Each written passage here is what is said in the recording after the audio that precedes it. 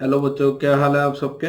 मैं हर्षदीप कथुरिया आप सबका वेलकम कर रहा हूँ हमारे इस यूसी लाइव के चैनल पे। आशा कर रहा हूँ कि आप सब बड़े अच्छे से पढ़ रहे हो, आप सब पूरे एक्साइटेड हैं आपके एग्जाम के लिए और आपकी तैयारी बहुत अच्छे से चल रही है। तो बच्चे, जैसे हम ये सीरीज रन कर रहे हैं जहाँ पे मैं आपको सारे पीवाईक्यूज है ना इस सीजीएल के इस ईयर के करवा रहा हूँ। तो आज हम शिफ्ट 3 यहाँ पे फिनिश करेंगे। कुछ हमने 5-6 क्वेश्चन कर लिए थे, तो रिमेनिंग 20 क्वेश्चन हम इस क्लास में खत्म करेंगे। 18 अप्रैल को जो ये पेपर हुआ था, ये हमारा थर्ड या फोर्थ डे यहाँ पे चल रहा है। और इसके बाद हम नेक्स्ट क्लास में नेक्स्ट डे नेक्स्ट शिफ्ट से है ना शुरुआत करेंगे।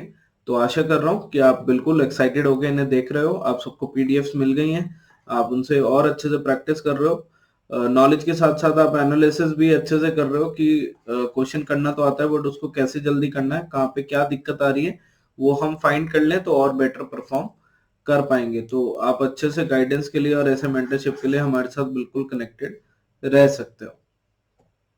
ठीक है, ये क्वेश्चन मैंने आपको होमवर्क में दिया था। ठीक है जी, आशा कर रहा हूँ कि आपने ट्राई कर लिया होगा और फटाफट से हम इसको डिस्कस करके आगे चलते हैं। तो यहाँ पे पेपर फोल्डिंग है ना हुई। पहले इसको हाफ फोल्ड किया, फिर हाफ से इसको एक चौथाई हिस्से में बांट दिया। और हमें करना क्या, अगेन मिरर इमेज बनानी है बेटे। अगर ये ट्राइंगल यहाँ पे है, ये ऐसे खुल के इस तरफ आएगा, तो यहाँ पे तो देखो नहीं आ रहा, तो ये कैंसिल हो गया। ऊपर वाली शेप्स हर जगह सेम ही है, तो बर्फी की शेप वैसे ही बनती आएगी। यहाँ पे क्या होगा, ये वाला रेक्टेंगल थोड़ा बड़ा है, फिर ये छोटा है, तो कुछ राइट साइड वाला बड़ा आएगा, ये छोटा। तो यहाँ पे अगर आप ध्यान से देखोगे, जब हमने इसको ओपन किया तो हमको ये चाहिए कि है ना ये लाइन थी हमारी। ठीक है, तो यहाँ पे बड़ा और छोटा ये बिल्कुल ठीक है। यहाँ पे प्रॉब्लम हो गई क्योंकि इधर छोटा आ गया, इधर बड़े वाला आ गया। अपने को इधर राइट हैंड साइड पे बिग वाला चाहिए था, है ना, हमारे दाएं साइड पे। तो उस करके ये गलत हो गया। एंड सेम रीजन करके मेरे बच्चे, आप यहाँ भी चेक करो, इधर भी छोटे वाला इस साइड आ रहा है, लंबे वाला इस तरफ आ रहा है, तो ये भी कैंसिल हो गया। तो एक ही ऑप्शन बता था, दैट इज 2। एंड आशा करता हूँ आप सबने यही मार्क किया था। ठीक है, क्वेश्चन नंबर 7। सूर्यास्त के समय लोपा और कृतिका एक दूसरे की तरफ देख रहे हैं। तो इसको करने के बहुत सारे मेथड होते हैं, आप कैसे भी पोजीशन ले सकते हो। हमने ऐसे सपोज करो, मान लिया कि एक दूसरे की तरफ देख रहे हैं। सनसेट यानी सूर्यास्त का टाइम है, यानी सूरज हमारा वेस्ट दिशा में होगा। ठीक है, सॉरी। ठीक है ना। तो अब ये क्या कह रहा है मेरे बच्चे, पश्चिम दिशा में सूरज होगा तो उसकी जो परछाई है वो हमारी पूर्व दिशा ईस्ट में होगी। अब वो क्या कह रहा है कि शेडो ऑफ लोपा, जो लोपा की शेडो है वो कृतिका के दाएं हाथ पे है। इसकी शेडो है, इसकी परछाई है, पर वो कृतिका के राइट हैंड साइड यानी इधर शेडो है। तो ये मैंने आपको कॉन्सेप्ट में भी बताया, अगर इधर शेडो बन रही है तो हमारा सूरज जो है वो कुछ इस डायरेक्शन में होगा। अब इस डायरेक्शन में होगा तो हमको पता है ये वेस्ट डायरेक्शन होगी क्योंकि सनसेट है, ये ईस्ट होगा। तो ये हमारा नॉर्थ हो जाएगा। NESW हमें बनाना होता है, N के बाद E आना चाहिए, E के बाद S आना चाहिए। तो ये हमें सारे डायरेक्शन हमारे पता लग गए। अब उन्होंने पूछा कि कृतिका कौन से डायरेक्शन की ओर देख रही है। तो ये जो एरो जा रहा है ना, ये सीधा कौन से डायरेक्शन में जा रहा है, नॉर्थ की तरफ, उत्तर की तरफ जा रहा है। तो ऑप्शन नंबर 2 हमारा यहाँ पे करेक्ट आंसर हो जाएगा। और ये पूरा इसका डिटेल्ड कॉन्सेप्ट भी मैंने इसी आप प्लेलिस्ट में देखोगे तो आपको मिल जाएगा। तो जस्ट इन केस किसी को दिक्कत आ रही है शेडो वाले सवालों में, तो आप वहां से उस कॉन्सेप्ट को पूरा अच्छी तरीके से देख सकते हो। ठीक है, क्वेश्चन नंबर 8 कि भोपाल का कोड गिवन है, इम्फाल का कोड गिवन है, कोहिमा का गिवन है। तो यहाँ घबराए नहीं, कोई एसएसटी का आपको ऐसा नहीं है कि कुछ सवाल पूछ लिया, ठीक है, कुछ कैपिटल रिलेटेड पूछ लिया। यहाँ सिंपल सा ही हमको दे रखा है कि बी का नंबर वैसे 2 होता है, तो यहाँ पे 6 दे रखा है, तो गुना 3 किया तो वो 6 बन जाएगा। एच का नंबर वैसे 8 होता है, तो यहाँ 24 दे रखा है, तो इंटू 3 कर रखा है। सिमिलरली ओ का नंबर 15 होता है, इंटू 3 कर रखा है। तो हर नंबर को इंटू 3 किया हुआ है, अगर आप चेक करोगे। सेम इम्फाल का भी है, आई का 9 गुना 3, ठीक है, एम का 13 गुना 3। तो बेसिकली क्या हो रहा है, पोजीशन नंबर इंटू 3 हमको यहाँ पे कर रखा है। तो अगर कोहिमा का हमको फाइंड करना है मेरे बच्चे, तो के किंग्स 11 पंजाब से हमने याद करा हुआ है, 11 इंटू 3 33। ये दो ऑप्शन कैंसिल हो गए। और ओ जोटी से आप सबको याद ही होगा, 15 इंटू 3 45। तो ये ऑप्शन कैंसिल हो गया, तो ये आपका करेक्ट आंसर बन जाएगा। ठीक है, आप डायरेक्ट कोडिंग से भी कुछ बच्चे ट्राई करके इसको कुछ ऑप्शन सेम कर सकते थे, तो उससे भी बन जाएगा। जैसे आपको फॉर एग्जांपल एच का कोड यहाँ पे दिखाई दे रहा है 24 है, तो यहाँ थर्ड नंबर पे 24 आपको यहाँ 3 ऑप्शन में दिख रहा है, तो एक ऑप्शन कट जाता है, एंड सो ऑन। ऐसे करते करते आप पहुंच सकते थे। पर अगर इतना सिंपल है इतना सिंपल है और अल्फाबेट के नंबर्स आपको याद है, तो मेरे ख्याल से फिर हमको इस पे डिपेंडेंट नहीं होना चाहिए। क्वेश्चन नंबर 9, ठीक है, कि एक अक्षर समूह गिवन है, एक श्रृंखला गिवन है, उसमें हमें प्रश्न चिन्ह के स्थान पर क्या आ सकता है बताना है। तो ये वही टाइप है जो टीसीएस काफी रिपीट कर रहा है एंड आपके एग्जाम में भी होपफुली आएगी, कि जी डी डब्ल्यू टी और फिर से जी आ गया है ना, तो क्या हो रहा है, G D W T G. तो अब जी के बाद हम वापस इस डी को कंटिन्यू कर देंगे, अगर आपको याद हो। तो एक ही ऑप्शन थी, तो वहीं से ये आंसर पता लग गया। बट आप कहोगे कि सर ऐसा जरूरी थोड़ी हर बार हो, तो बिल्कुल हम चेक करेंगे। हम ये चेक करेंगे कि HLOS, ठीक है, HLOS ये आपने चेक कर लिया। इसके बाद फिर से H आया, तो फिर से L आना चाहिए, L आना चाहिए। तो ये हमारा लास्ट में है ना, शुरू में D आना चाहिए था, आखिरी में L आना चाहिए, वो भी यहाँ पे आ रहा है। अभी किसी को और ज्यादा डाउट है कि सर हम ऐसे भी गारंटी कैसे लें, तो बेटा बीच वाला कर लो, 11 से 14 प्लस 3।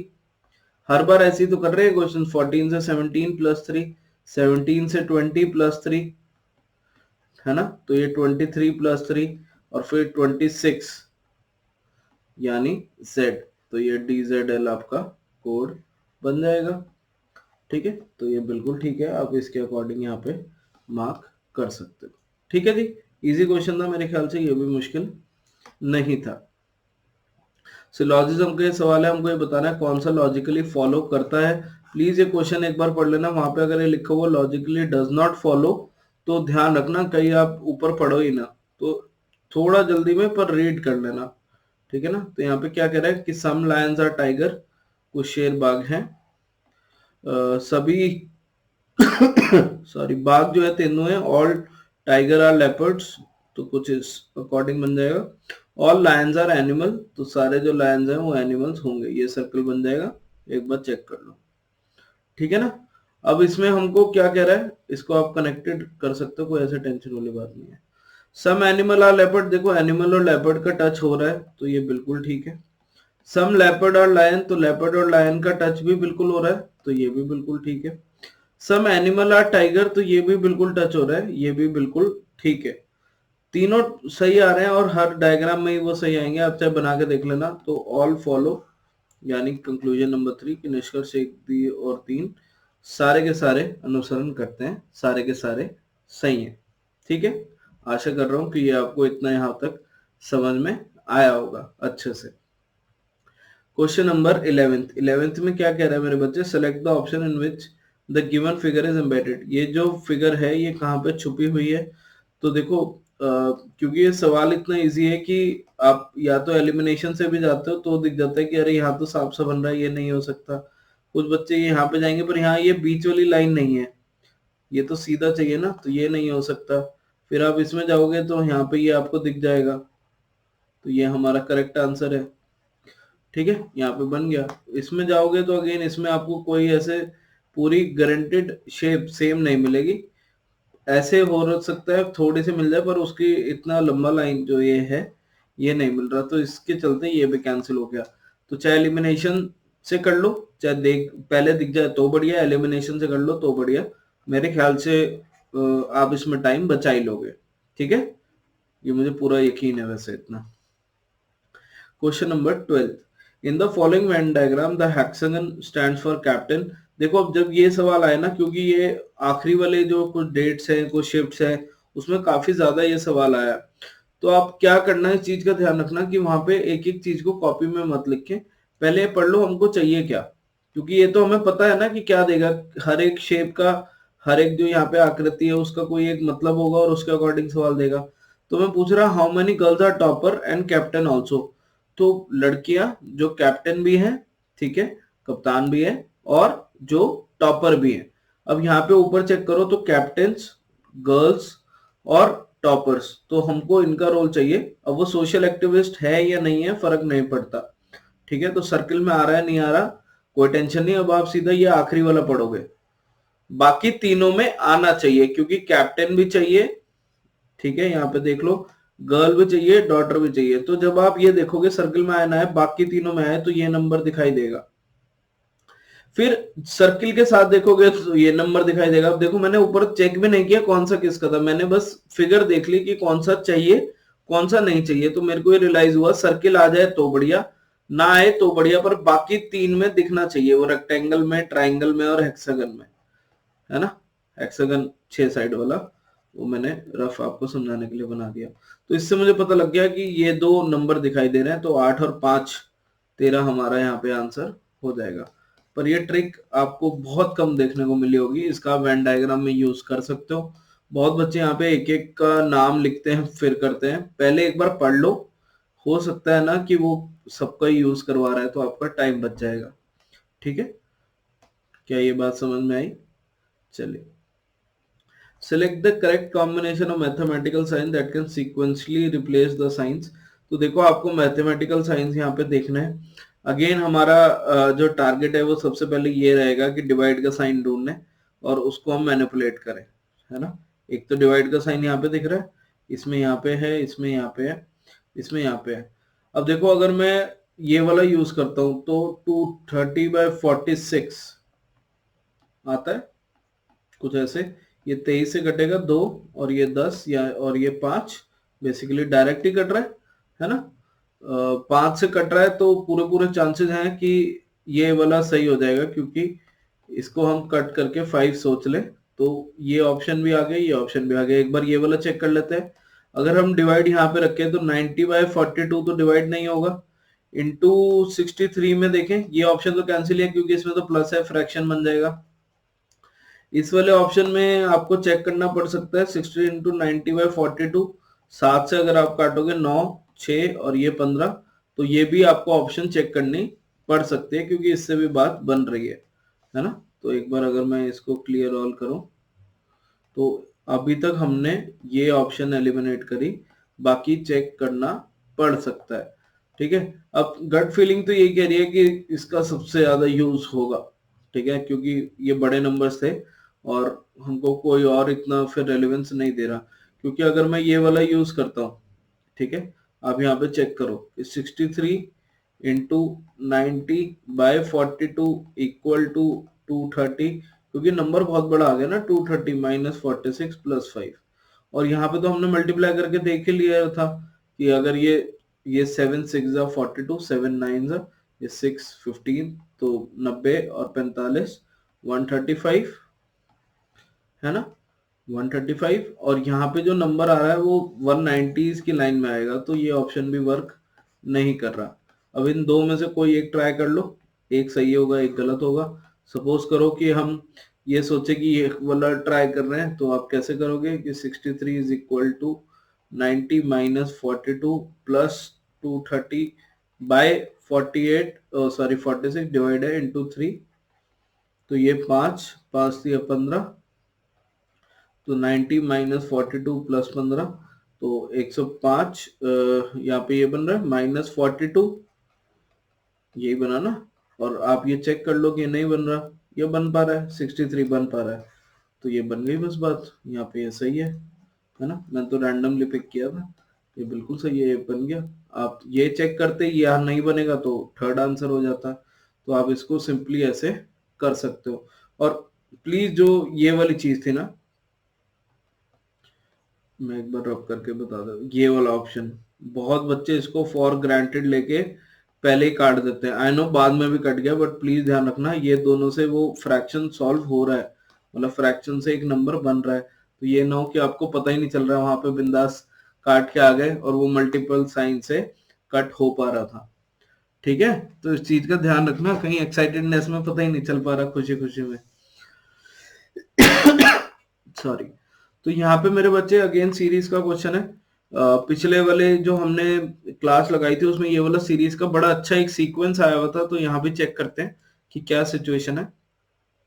जो चीजें मुझे यहाँ पे इजीली दिख रही है उसमें ये दिख रहा है कि एक तो यहाँ पे QDH है, ठीक है, और यहाँ पे क्यू के बाद स्पेस है, फिर एच है, तो अगर मैं यहाँ पे डी लूं, ठीक है, और यहाँ पे डी हर ऑप्शन में भी है, यानी ये सेम पैटर्न का ऑलमोस्ट चल रहा है कि इधर भी क्यू डी एच है, इधर भी क्यू डी एच है, एच के बाद देखो इधर भी ए आ रहा है, इधर भी ए आ रहा है, ठीक है। क्या ये इतनी बात समझ में आती है? तो अगर मैं इस अकॉर्डिंग सोचूं कि क्यू से पहले यहाँ पे सी आ रहा है, तो इधर भी सी आना चाहिए थर्ड गैप में, वो इस ऑप्शन में है और इस ऑप्शन में है, तो ये दो ऑप्शन तो हमारे कैंसिल हुए, एक बार चेक कर लो, ठीक है। अब इसके अकॉर्डिंग हम और जाएं तो H A C A B D ये सब में सेम है, इसमें भी और इसमें भी, और ये सिमेट्री से भी डी एच ए तो मुझे पता है ना, और ये भी पता है कि अगर यहाँ पे एच आ रहा है, सी के पहले बी आ रहा है, तो इधर भी बी आएगा, इधर भी फिर बी आएगा। पता तो यहाँ से भी चल सकता है कि अरे ये ऐसे हो रही है या नहीं हो रही सिचुएशन, कि हम बी के बाद सी मार्क करें या क्यू के पहले मार्क करें। तो क्यू के पहले हर जगह सी आपको देखने को मिल रहा है, उसका यूज करो। बी के पहले ए देखने को मिल रहा है, उसका यूज करो। तो बी के पहले इधर ए मार्क किया, बी के पहले इधर ए मार्क किया, तो इधर अपन यहाँ पे ये बी सोच सकते हैं। अगर हम ये बी सोचते हैं तो ये दोनों ऑप्शन में अगेन आ रहा है। अब बस बात ये रह गई कि यहाँ ए आएगा या क्यू आएगा। तो जैसे मैंने पहले वाला लिखा ना, एक बार चेक करो, तो मेरे को दिखाई दिया कि ये बना D H A B C Q A, तो यहाँ भी आप चेक करो D H A B C Q, तो ए वाला सही होगा, यानी ये ऑप्शन कट जाएगा, ये आपका करेक्ट आंसर होगा। और ये वर्ड जो है वो 3 बारी रिपीट हो रहा है, एक बार चेक कर लो, क्या ये ऐसे ही है? ठीक है, चलें आगे। चलिए, अ cube of side 12 centimetre is painted green and छोटे छोटे पीसेस कर दिए। तो एन का वैल्यू बेटे मतलब वो जो फॉर्मूले में यूज करते हैं, मैं पिछली क्लास में फॉर्मूला बता चुका हूं, तो क्या हो जाएगा, एन का वैल्यू 6 हो जाएगा। Find the number have only one faces, तो वन फेस का फॉर्मूला क्या होता है, एक फलक वाला, बताओ जल्दी से। 6 इंटू एन माइनस 2 का स्क्वायर, तो यहाँ पे कितना हो जाएगा, n कितना है, 6 माइनस 2 का स्क्वायर, यानी 6 इंटू 16, दैट इज 96, और ये आपका करेक्ट आंसर हो गया। 6 के मल्टीपल से बस डायरेक्ट देखते तो ये ऑप्शन भी था, तो आपको पूरा सॉल्व करना ही पड़ना था, ये कैंसिल वैसे भी हो जाते, क्योंकि जब भी एक पूरा क्यूब हो, पूरा कलर्ड हो, सिंपल से कट्स लगा रखे हो, तो ये फॉर्मूला मेथड एसएससी में आपको बहुत हेल्प करेगा, क्योंकि आप स्ट्रेट फॉरवर्ड सवाल को वहां इजीली बना पाओगे, वो बहुत जरूरी है। ठीक है, क्वेश्चन नंबर 16, 15 का मार्क कर दिया था ना हमने, कर दिया था, ठीक है। क्वेश्चन नंबर 16 में क्या कर रहे हैं मेरे बच्चे, सीरीज है, नंबर पास पास है, तो इससे बढ़िया तो क्या ही होगा। इसमें 1 कम हो रहा है, जरा एक बार चेक कर लो, इसमें 9 कम हो रहा है, इसमें फिर हमारे 25 कम हो रहा है, एक बार चेक कर लो। तो क्या ये -1, -9, -25 कहीं देखे देखे नंबर नहीं है कि ये -1 का स्क्वायर, ये -3 का स्क्वायर, ये -5 का स्क्वायर, तो हम यहाँ पे -7 का स्क्वायर कर देंगे, एक बार चेक कर लो। तो -7 का स्क्वायर मतलब -49 है ना, -49 मतलब 500 से कम जाएगा, एक ही ऑप्शन था, तो कैलकुलेशन ऑल्दो वैसे मुश्किल नहीं है, आप एक बढ़ा के 50 कम कर सकते हो, पर कैलकुलेशन करने की जरूरत ही नहीं है, क्योंकि ऑप्शन कोई आसपास है ही नहीं इसके। तो ये हमारा यहाँ पे करेक्ट आंसर हो जाएगा, जिसको आप मेरे ख्याल से बड़े सेफली, बड़े अच्छे से, बड़े प्यार से मार्क कर सकते थे। ठीक है बच्चे, चलिए क्वेश्चन नंबर 17, एक सेकंड दीजिएगा।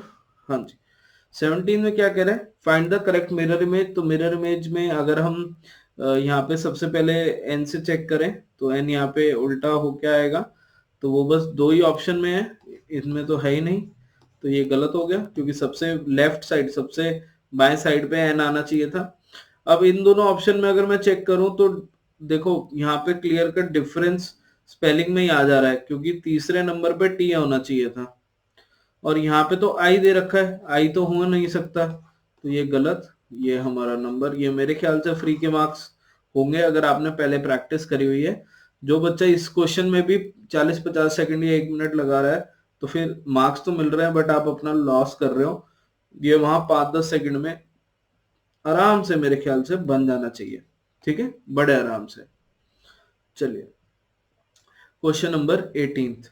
ये वाले टाइप में हमने अगेन पिछले क्लास में किया था कि आपको क्या करना है, पहले एक बार लिख लेना है कि ए का मतलब प्लस है, बी का मतलब मल्टीप्लाई है, सी का मतलब सब्ट्रैक्ट है, और डी का मतलब डिवाइड है। अब देखो डी से डिवाइड, ए से ऐड, तो पता ही लग रहा है, बी से मल्टीप्लाई, सी से सब्ट्रैक्ट हमें देखना है।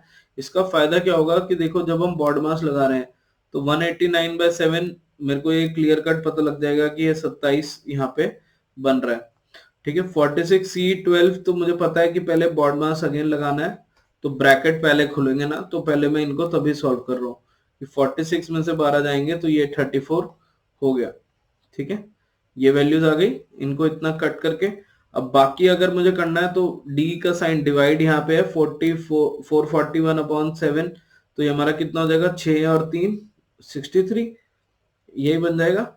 अब मल्टीप्लाई कहाँ पे है, बी की जगह मल्टीप्लाई है, तो ये क्या बना 21 गुना 6 126, ए का मतलब ऐड, तो ये क्या बन रहा है 63 प्लस 126, और सी का मतलब घटाना है 27 और जोड़ना है 34, कुछ ये ऐसे ही बन रहा है, एक बार चेक कर लो। अब यूनिट डिजिट देख लेते हैं, 6 और 3 9, 9 में से 7 गए 2, 2 में 4 जोड़ो तो 6, तो एक ही ऑप्शन में ये यूनिट डिजिट है, इससे ये बन जाएगा, ठीक है। एक बार चेक कर लो इस चीज को, ये तो जो कैलकुलेशन है उसको यहीं पे कर लेना, तो बाकियों को हम कैंसिल कर देंगे, ये सही है। और अगेन मैं ऐड कर सकता था पर टाइम, अगर यूनिट डिजिट अलग अलग है तो टाइम बचाओ ना, यूनिट डिजिट का यूज करो, ठीक है। क्या ये इतना समझ में आया अभी तक? चलिए ठीक है। आज स्पीड अगर थोड़ा ज्यादा लग रही है तो फीडबैक में बता देना, मैं एक्चुअली कोशिश करना चाह रहा हूँ कि ये जो सवाल है आज इस शिफ्ट के यहीं खत्म हो जाए, एक तो सवाल ना रह जाए, उन्हें हम अगली क्लास में अगली उसमें ना कंटिन्यू करें। हम अगली क्लास में आज का एक होमवर्क क्वेश्चन, एक क्वेश्चन जरूर छोड़ूंगा, क्योंकि मैं कमेंट्स में बिल्कुल देखना चाहता हूँ कि कौन सीरियसली उसको फॉलो कर रहा है, और फिर हम नए शिफ्ट की ओर यहाँ पे आगे बढ़ते चलेंगे, ठीक है। तो यहाँ पे क्या हो रहा है मेरे बच्चे कि ये पिछले वाले जो हमने सीरीज की थी, मैं आपको बार बार क्यों याद करा रहा हूँ, पिछले वाले जो शिफ्ट किया था उसमें ये वाले क्वेश्चन में रेशियो सेम आई थी, 6:7 या 3 कुछ ऐसा सेम था। पर यहाँ पे क्या खास बात हो रही है कि जो नंबर है ये हमारे दोस्त नंबर है। हमको पता है कि 16 का स्क्वायर होता है 256, और उसमें 7 अगर जोड़ दें तो 263, और हमको कि ये नहीं दे रखा 16 का स्क्वायर प्लस 263। अब 22 का स्क्वायर होता है 484, उसमें 7 जोड़ दूं तो 491, तो क्या यहाँ भी ये नहीं दे रखा कि नंबर और उसका स्क्वायर प्लस 7, तो हमें निकालना है 18 से, ठीक है। तो 18 का स्क्वायर कितना हुआ 324 प्लस 7 तो 331, तो ये हमारा करेक्ट आंसर हो जाएगा, ठीक है। अगेन मेरे ख्याल से इजी क्वेश्चंस में से ये था, अनटिल अनलेस आप वहां पे रट के ना जाएं कि सीधा हम फ्रैक्शन लेने लग जाएं। सबसे पहले प्राइम, स्क्वायर, क्यूब्स ये सब देख लें। कुछ बच्चे सीधा डिजिटल सम पे आ जाते हैं, तो कृपया करके वो जल्दबाजी भी ना करें, थोड़ा आराम से करें, मेरे ख्याल से आप इसको क्रैक टाइम में कर लेंगे, ठीक है मेरे बच्चे। Question number 20। 4 अक्षर समूह दिए गए हैं जिनमें से 3 किसी प्रकार से समान है और एक असंगत है, उस असंगत अक्षर समूह का चयन करें। यार देखो कितने इजी इजी दे रखा है ना, 10 से 7 -3, ठीक है, 6 से 3, 6 से C -3, 23 से 3 -3, 14 से 11 -3, तो पूरी सिमेट्री दिख रही है, ठीक है। 8 से 16 तो +8, 12 से 19 +9, ठीक है। 25 से 6, अरे F को 6 को हम 26 + 6 32 भी तो लिख सकते हैं, ठीक है। और अगर हम यहाँ पे चेक करना जाएंगे कि 25 से 32 जा रहा है, तो क्या ये +7 नहीं हो जाएगा, एक बार चेक कर लो, ठीक है। अरे +7 से मुझे रियलाइज हुआ ये 12 से 19 गया ना, तो ये भी तो +7 होगा, ये हमने गलत ऐड कर दिया शायद, क्योंकि मुझे इस गलती से ही पता लग गया कि सारे अलग कैसे आ रहे हैं, सेम कोई तो गलती पकड़ी जानी थी ना, सीरीज तो होगी नहीं, तो ये +7 है, ये +7 है, +8 है, तो वैसे तो पता लग गया कि भाई गड़बड़ी इसी में ही है। पर एक बार फिर भी चेक कर लो कि 16 से 23, तो हाँ जी इसमें भी +7 हो रहा है, ठीक है। तो सब में -3 +7 है। कुछ बच्चे कई बार ऐसे देखते हैं, इन दोनों को देखते हैं, आप कैसे ही देख लो, डिफरेंसेस सेम है तो वो एनी हाउ सेम ही आएंगे। कोई भी वह पेयर उठाना और करना शुरू कर देना, है ना, कोई भी दो अल्फाबेट में उसको चेक करना शुरू कर देना, ठीक है। क्वेश्चन नंबर 21, ये मेरे ख्याल से सबसे ज्यादा अच्छा क्वेश्चन इस पूरे शिफ्ट का और शायद इस पूरे दिन का भी था, जो इन अ वे थोड़ा चैलेंजिंग भी था, बट अगर आप थोड़ा कंपोजर, थोड़ा शांति से कर दें तो आप इजीली इसको क्रैक भी कर सकते थे। कुछ बच्चे इसको अल्टरनेट सीरीज से बना के देख रहे थे, कुछ स्क्वायर क्यूब्स का प्लस माइनस से देख रहे थे। अल्टरनेट सीरीज से भी बन जाएगा, पर जो सिंपल मेथड हमारे माइंड में सबसे पहले आता है, मैं आपको एज अ स्टूडेंट बिल्कुल उसी मेथड से आपको बताना चाहूंगा। आप अपने मेथड से भी बिल्कुल कर सकते हो, क्योंकि प्रेशर में ना ऑल्टरनेट सीरीज में ये देखना, मैं एक आइडिया दे देता हूँ कि इंटू 5 हो रहा है +2 हो जाएगा 450 और 2, फिर इंटू 3 + 1 हो जाएगा कि पहले इंटू 3 + 1 हुआ, इंटू 5 + 2 हुआ, तो इंटू फिर से हम कुछ -1 करके तो नहीं करना या +1 करके तो नहीं करना, हम सिंपल तरीके से करते हैं जो कि है डिफरेंस मेथड कि 2 और 6 में 4 का डिफरेंस है, फिर 6 और 10 में 4 का डिफरेंस है, फिर 4 और 10 और 17 में 7 का डिफरेंस है, ऐसे ही है, एक बार चेक कर लो। फिर 17 और 52 में हमारा कितना डिफरेंस आ गया, 35 का, है ना, 5, 22 और 30, इसमें कितना आ गया आपका 42 का, और इन दोनों में कितना डिफरेंस आ गया हमारा 8 जोड़ेंगे 178, एक बार चेक कर लो यही है क्या, क्योंकि 6 और फिर 78 और 300, ठीक है। तो मेरे बच्चे अभी देखो इसमें सबसे अच्छी चीज क्या दिखाई दी, इसमें ये दिखाई दिया कि 7 से 35 एकदम से इंक्रीज हुआ था, तो ये क्यों हुआ था कि ये गुना 5 होता है ना। 4 से 4 सेम रहा, कोई टेंशन नहीं, ये गुना 5 हुआ। 42 से 378 कैसे दिखाई देगा, अरे ये गुना 9 तो नहीं हो रहा, एक बार चेक कर लो, है ना, 1 × 5 हुआ, 1 × 9 हुआ है, 4 का डिफरेंस है, तो फिर ये भी नजर आता है कि ×1 हो रहा है ना, तो अल्टरनेट सीरीज में मल्टीप्लाई हो रहे हैं। अब ये इधर चेक करो, क्या ये +3 नहीं है, तो ×1 हुआ, फिर +3 हुआ, फिर ×5 हुआ, फिर +7 हुआ, तो ऑड नंबर से एक बार मल्टीप्लाई एक बार प्लस, उनके डिफरेंस को, तभी मैंने कहा था बन तो अल्टरनेट सीरीज से भी जाएगा, थोड़ा मेहनत ज्यादा करनी पड़ेगी, ऐसे बनाओगे तो बेटर चांसेस हैं। तो अभी यहाँ पे क्या करेंगे, +11 कर देंगे, +11 करके प्लीज इस आंसर में +11 नहीं कर देना, 378 का जो डिफरेंस है यानी 389 यहाँ पे डिफरेंस होगा। अब यूनिट डिजिट का कमाल देखो कि 472 और 389 को अगर मैं ऐड करने जा रहा हूँ तो यूनिट डिजिट में 9 और 2 एक आना चाहिए, एक बस एक ही ऑप्शन में है, that is question option number 2, ठीक है। तो हम इसको यहाँ पे मार्क कराएंगे कि ये हमारा करेक्ट आंसर है, कि इन दोनों को जोड़ के 861 आ रहा है, आप जोड़ के भी देख सकते हो।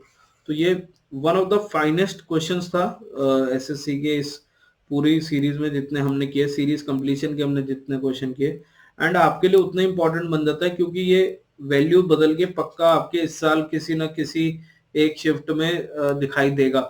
तो ये हमारी समझदारी है कि हम ऐसे क्वेश्चंस को अलग नोटबुक में लिखें, उससे सीखें और आगे उसको अगली बार पेपर में आए तो बनाने का ध्यान रखें, ठीक है। Question number 22, in a certain code language TDS is written as this, how will profos be written as. अब देखो ये सवाल जो है अगेन कोडिंग डिकोडिंग का, ये दोनों सवाल मेरे ख्याल से, एक जो पिछले वाला किया और एक ये किया, one of the finest questions थे जो हमने यहाँ पे देखे, जो हमने यहाँ पे करने का सोचा। आप यहाँ पे ये समझ सकते हो कि अगर हम इनको बेस्ट वे में करने का देख रहे हैं तो हम इनको कैसे सोच सकते हैं। आपको यहाँ पे दिखाई देगा कि कुछ इजी वे आउट नहीं है, कुछ आपको आराम से कुछ भी चीजें नहीं दिखाई दे रही, अल्फाबेट्स आपको दिखाई देंगे, पर अगर आप थोड़ा सा और नजर मारो तो आपको एक चीज बहुत ही सुंदर दिखाई देगी। वो क्या है कि अगर मैं टी से आसपास देखूं तो इस तरफ मेरे को या तो पी दिखता है या डब्ल्यू दिखता है, ठीक है, या तो पी दिख रहा है प्लस सॉरी -4, या डब्ल्यू दिख रहा है +3, ठीक है। अगर मैं ई से चेक करूं तो ई से भी दो ऑप्शन दिख रहे हैं, या तो ए दिख रहा है -4, अब +3 से ई से एच, क्या ये नजर में आता है? ठीक है, अगर अब मैं डी से ये सेम अप्रोच देखूं कि डी में से -4 करूं तो ए दिख रहा है, और अगर मैं +3 करूं तो 7, जी, जी नहीं दिखाई दिया, है ना, जी मेरे को नहीं दिखाई दिया। तो यानी मेरे बच्चे यहाँ पे क्या हो रहा है कि -4 हो रहा है ना, अभी तक जितना हमने देखा। और वो किन किन अक्षरों में हो रहा है, ई डी आई या ई डी टी, कुछ अलग अलग सिचुएशन है, कुछ +-4 दिख रहा है। और वो ऐसे क्यों लिखे हुए हैं, ऐसा क्यों हो रहा है कि ई वाला ए इधर आया, अगर मैं डी का चेक कर रहा हूं तो वो ए जो है वो इधर आ रहा है, और जो जी है वो अलग सिचुएशन में आ रहा है।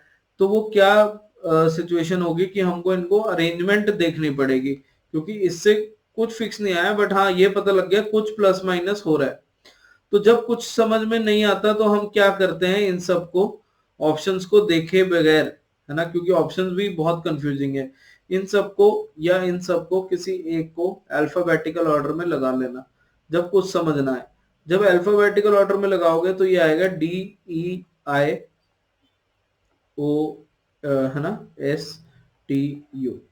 अब इनको अल्फाबेटिकल ऑर्डर में अगर मैं लगाने का सोचूं या इनके रिलेटेड सोचूं तो डी के साथ मुझे यहाँ पे नजर में आएगा एच, ठीक है, क्योंकि अगर मैं इनको अल्फाबेटिकल में लगाने को लगा तो ए के बाद एच आ रहा है। अब वो मेरे को ये देखना पड़ेगा कि क्या वो सिचुएशन सही बैठती है, वो नहीं बैठ रही, क्यों, क्योंकि आई के साथ के आएगा, वो सिचुएशन नहीं सेट बैठ रही।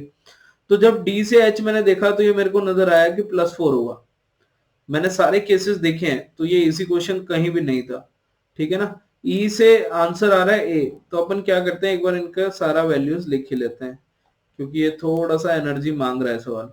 ई से ए जाएंगे तो -4 दिखाई दे रहा है, आई से एम जाओगे तो फिर ये आपका +4 दिखाई दे रहा है। एक बार देखो तो वॉवल का रोल तो नहीं है, एक बार प्लस हो रहा है, एक बार माइनस हो रहा है, एक बार वॉवल में माइनस है, एक बार प्लस है। यहाँ पे चेक करो, ये -4 हुआ, ये फिर +4 हुआ, फिर -4 हुआ, फिर +4 हुआ। तो जो हमने वहां पे देखा था +3 -4 वाली सिचुएशन, उससे एग्जैक्ट ये वैल्यू तो नहीं आई थी, पर एक आइडिया लग गया था कुछ प्लस माइनस हो रहा है, और उसका हमने यहाँ पे यूज किया। अब देखो एज अ टीचर अगर मुझे सोल्यूशन पता है या मैं सॉल्व कर चुका हूं तो मैं सीधा बता सकता हूँ कि ऐसे करना था। पर मुझे पता है बीइंग अ स्टूडेंट आल्सो, जब मैं एग्जाम्स दिए कि हम कैसे सोचते हैं उस टाइम, तो प्लीज वहां पे शांति से ये सोचना कि क्या रिलेशन बनाया जा सकता है, और ऐसे लिखोगे ना जब कुछ नहीं समझ में आ रहा कि या तो रिवर्स कोड से देखें या इनको अल्फाबेटिकली, तो कुछ बात बन जाएगी, ठीक है। तो फिर सवाल को आखिरी में टाइम है तो छोड़ के नहीं आना, तुक्का वाली सिचुएशन तो हम नेगेटिव मार्किंग में नहीं कर सकते। अब अगर मैं प्रोफाउस को मेरे बेटे है ना अल्फाबेटिकली लिखूं तो वो क्या आएंगे, EFO, यही आएगा, PRSU। अगर अब मैं देखो इसको अल्फाबेटिकली शुरू करूं तो E+4 आए। अब ऐसे पेपर में ऑप्शन हमेशा आपको अच्छे देगा, वो मतलब हेल्प करेगा कि ज्यादा कंफ्यूजिंग नहीं देगा। क्यों, क्योंकि आपको पता है कि उसको भी पता है कि वो आपको कंफ्यूज है ना नहीं करना चाह रहा, तो वो आपको चारों ऑप्शन वैसे नहीं दे देगा कि अरे सोचो, ठीक है। तो यहाँ पे दो ऑप्शन दिए, दो उसने कट कर दिए। अब देखो एफ में -4 करेंगे तो बी, वो दोनों ऑप्शन में भी है। एफ ओ में +4 करोगे तो एस, तो IPS से वो ऑप्शन सही रह गया, इसमें एल है तो ये माइनस कैंसिल हो जाएगा। तो 1 इज द करेक्ट आंसर, 2 और 4 हमारे कैंसिल आउट हो जाएंगे। अब आप पी का भी यहाँ पे चेक कर सकते हो, -4 तो ये 12, फिर इसमें +4 तो 22 एंड सो ऑन, ठीक है। तो आप इसका अकॉर्डिंगली मेरे ख्याल से सोल्यूशन देख सकते हो, अच्छे से बना सकते हो, ठीक है। तो ये one of the finest question थे ये दोनों जो इस पेपर में आए, ठीक है ना। और रीजनिंग में 3-4 सवाल ही अगर मुश्किल आ गए तो बेटा सारी गेम डिसाइड हो जाती है। पर आपको होपलेस नहीं होना है, क्योंकि नॉर्मलाइजेशन वर्क करती है। पर अगर आप टाइम निकाल पा रहे हो बाकी सब्जेक्ट से तो उनको करके अच्छे से जरूर आना, क्योंकि हो सकता है कि शायद हमने नहीं सोचा पर कोई और सोच पा रहा है, और यही कॉम्पिटेटिव एग्जाम का नाम है, ठीक है। ये क्वेश्चन देखो अगर दिख जाता तो बहुत आसान है, ठीक है, कि अगर ये जिसको दिख गया कि 15 से 60, अरे गुना 4 ही तो हो रहा है, और 14 से 4 कैसे बनेगा? कुछ बच्चों ने तो ये सोच लिया सर 1 को हटा दो, है, मतलब 10 घटा दिया बेसिकली। तो 15 में से गुना किया 14 माइनस 10, तो 60 आ गया। ठीक है ना, ये थर्ड रो, ये सेकंड रो। अब वो 1 हटाने वाली ट्रिक यहाँ भी वर्क करी, 19 से 8 किया तो 152 आया। तो किया हमने बेसिकली क्या था, इनमें से 10 घटाना है और ऊपर वाली रो में मार्क कर देना है। तो x में को अब 7 में मल्टीप्लाई करना है ना, कि 161 आ जाए। ये वाला 1 हटा दो तो 7 को इससे डिवाइड करोगे आप तो 23 आंसर आ जाएगा। तो x का वैल्यू यही हो गया और यही हमें फाइंड करना है। ठीक है, तो 23 क्वेश्चन का आंसर भी 23। कुछ बच्चे वहां बैठ के यही मार्क कराते हैं, जो कैलकुलेट नहीं कर रहे या ऐसे पेपर देने चले गए कि अच्छा सवाल नंबर 23, ऑप्शन में भी 23, तो एग्जामिनर भी यही चाहता है कि हम यही मार्क करें। तो ऐसा नहीं करना, वहां मेहनत जो करी है उसको सही यूज करके आना है। ठीक है, चलो जी, क्वेश्चन नंबर 24। तो हम एक काम करते हैं, क्योंकि मेरे ख्याल से आपका साथ में नेक्स्ट क्लास भी होता है एंड आई डोंट वांट कि आप वो दोनों में है ना कंफ्यूजन या कुछ सिचुएशन रहे। ऑलमोस्ट हमने ये पेपर कर लिया है, तो आप इस क्वेश्चन को होमवर्क क्वेश्चन मान लो। नेक्स्ट क्वेश्चन भी बहुत आसान है, मेरे ख्याल से आप उसको भी होमवर्क में इजीली ट्राई कर लोगे, मैं आपको बिल्कुल शो कर देता हूँ। ठीक है ना, तो आप ये दो क्वेश्चन अगर पॉसिबल है तो बिल्कुल होमवर्क में करो और आंसर्स लिखना। इसका सोल्यूशन और इसका डिस्कशन मैं अगली वीडियो में शुरू करूंगा, और हम 19 अप्रैल का शिफ्ट 1 भी उस क्लास में शुरू कर देंगे। ठीक है, सो दैट हम जल्दी से जल्दी उन क्वेश्चंस को भी कर पाए और ज्यादा से ज्यादा क्वेश्चंस कर पाए। हमको ना क्वालिटी कॉम्प्रोमाइज करनी है ना क्वांटिटी। ठीक है, तो आप अच्छे से इनको ट्राई करिएगा। अगले क्वेश्चन को पॉज लेके देख लीजिएगा, इस पे तो आप पॉज हो ही रखा है, यहाँ भी देख लीजिएगा। कुछ भी दिक्कत आए तो आप टेलीग्राम पे या कमेंट्स में बिल्कुल ड्रॉप कर सकते हो, मैं बिल्कुल कोशिश करूंगा कि उसे जल्द से जल्द आपके लिए सॉल्व कर सकूं। तो आज की क्लास के लिए इतना ही करते हैं। कुछ भी आपको अगर डाउट क्वेरी हो तो प्लीज मैसेज करिए। मुस्कुराते रहो, अच्छे से पढ़ते रहो। Bye bye.